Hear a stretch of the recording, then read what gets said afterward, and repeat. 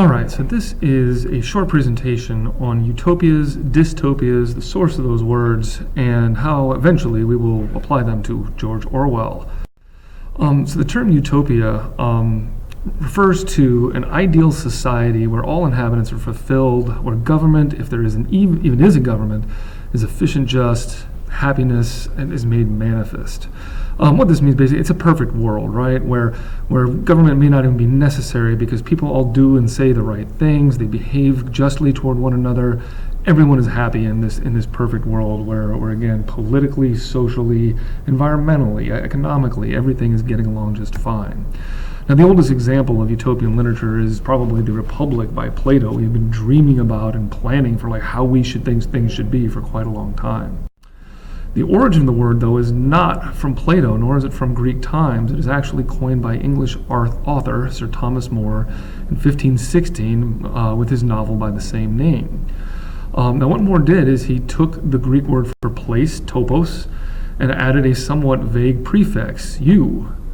Now, you might refer to ou, which means not, or the Greek prefix eu, which means good.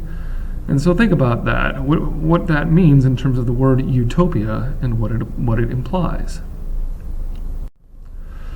This is a map from about 1595 of More's Utopia. It's a very interesting society that he imagines, one that is very much imagined in opposition to the monarchies of 16th century Europe and England in particular.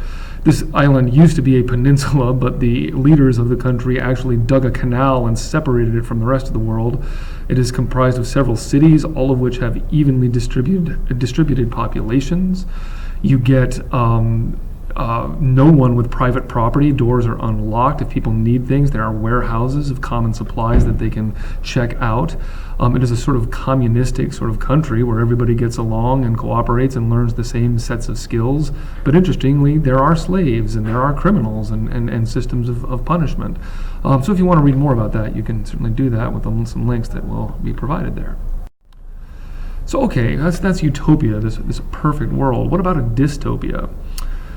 Well, dystopia is the opposite of utopia, and it is an imaginary society found, in this case, in fictional writing that represents, and we'll quote M.H. Abrams here, a very unpleasant imaginary world in which ominous tendencies of our present social, political, technological order are projected in some disastrous future culmination. So take a moment with that definition and sort of, again, the emphasis here is a kind of projection of our present situation. It's important to note that dystopias are not fantasies, right? They are not like imaginary worlds where there are make-believe creatures or powers that are not found in our everyday world. Rather, they are sort of exaggerations of what we already know about human nature that are just sort of put forward into a kind of future.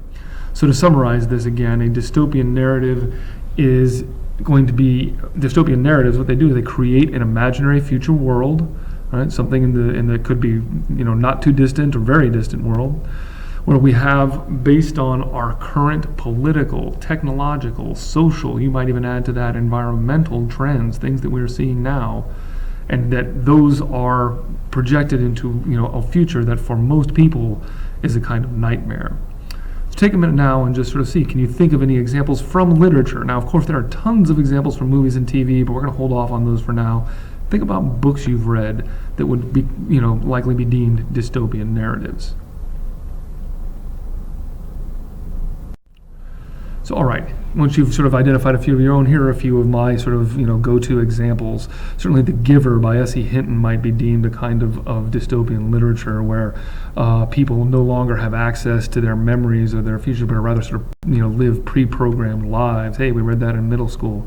Brave New World, which is often put up with 1984 as a kind of different sort of technological future where, again, people are sort of groomed to be a part of certain segments of society. Their lives dampened down by drugs and by even by encouraged promiscuity as ways of sort of pacifying people's desire perhaps for a different kind of life. A book that is taught in the senior year in certain courses, The Handmaid's Tale, Barbara Kingsolver, a sort of feminist dystopia where women are reduced to the roles of breeders. Fahrenheit 451, Ray Bradbury, which is focused on the problem of censorship and what happens if we were to simply outlaw reading altogether, where firemen's job is to set fire to books rather than to put out fires. And then there are other sort of interesting subgenres of dystopias, books like The Road, Cormac McCarthy, a book I've taught with sophomores before, where really we're not talking just about dystopia, we're talking about apocalyptic literature. Like the world is just over. The nightmare has happened, some kind of global disaster has occurred, and society as we know it is over. Then what? How do we survive that? What do we do? Children of Men, another sort of interesting, sort of almost science fiction sort of book in which it's posited that humans no longer have the ability to reproduce. We simply lose that ability. And yet in this book there's one woman who is pregnant, and the power of being able to reproduce is explored.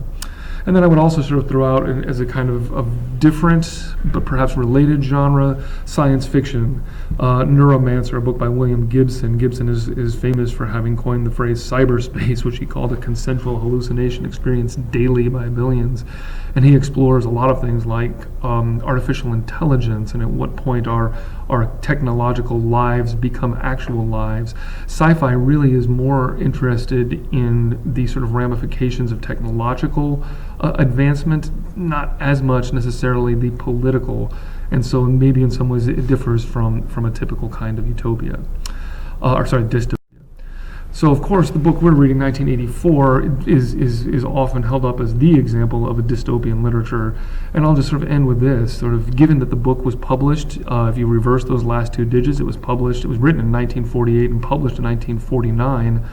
What kind of current trends, what kind of issues going on in Europe in those years do you think Orwell was probably responding to? See what you can do with that, and I will see you in class.